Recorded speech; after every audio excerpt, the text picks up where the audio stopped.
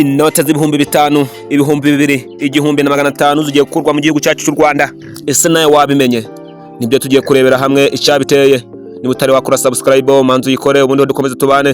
Ni John P 50. John P 250. Banyakubahwa bakunzi bacu badukurikira muraho neza. Uyu munsi tugiye kubagezaho inkuru y'ingenzi cyane ijyanye n'amafaranga akoreshwa mu Rwanda. Cyane inote zimwe zigiye gukurwa mu gukoreshwa mu gihugu. Ese habaye iki, byagenze gute? Guverinoma y'u Rwanda ibinyujije muri banki nkuru y'u Rwanda yatangaje ko hari inote zimwe z'amafaranga y'u Rwanda zishaje zizahagarika gukoreshwa. Izi noti zimwe zatangiye gukoreshwa mu mwaka ishize hagati ya 2004 n'ibihumbi 2015. Mu ncamake inote zihagarikwa gukoreshwa ni izi zikurikira: inote ya 500, y'igihumbi, iya 2 n'inote ya 5, kandi nizo zari sanzwe mu gihugu cyacu cy'u Rwanda. Ese turakoresha he mafaranga? Ni ikoranabuhanga cyangwa n'ibindi? Reka turene bagiye kuri inote nshasha.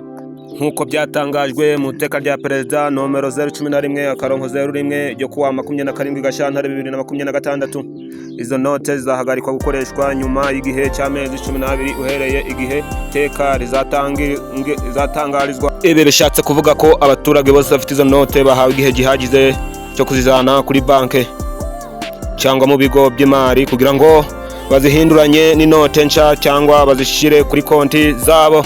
Impamvu nyamukuru ituma izo note zikurwa mu gukoreshwa ni ukugira ngo ifaranga ry'igihugu ribe rifite umutekano kandi rifite agaciro gahagije mu gihugu. Iyi note zimaze igihe kinini zikoreshwa zishobora kwangirika, gusaza cyangwa no kwiganwa n'abashaka gukora uburiganya.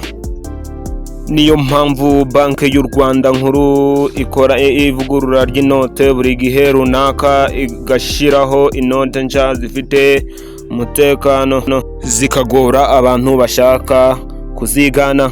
Ku baturage rero ni ngombwa kudatezuka gukurikirana aya makuru kugira ngo atazagera uwisanga afite inote zitagifite agaciro. Niba ufite izo note zishaje, icyiza ni kuzijyana muri banki hakiri kare ukazihinduranya. Ikindi ni uko nubwo izo note zizahagarikwa gukoreshwa ku masoko no mu bucuruzi, ntibivuze ko amafaranga yawe azahita abura agaciro. Azaba afite amahirwe yo kujyana muri banki bakayaguhindurira mu yandi mashya. Abaturage barasabwa kandi kwirinda amakuru atariyo ashobora gukwirakwiza ku mbuga nkoranyambaga, ahubwo bagakurikiza amakuru atangwa n'inzego zemewe nka banki nkuru y'u Rwanda na guverinoma. Iyi gahunda igamije kunoza imikorere y'ifaranga ry'u Rwanda, kurinda ubukungu bw'igihugu ndetse no kurushaho korohereza abaturage mu gucuruza no kubika amafaranga yabo mu mutekano nta kibazo ufite. Nyaboneka niba utari wakora subscribe kuri John P 50, kanyarukira ukore subscribe, like, share and comment n'abandi bamenye aya makuru. Ni John P artiste. Bye bye, asravita, komeza mugira ibihe byiza.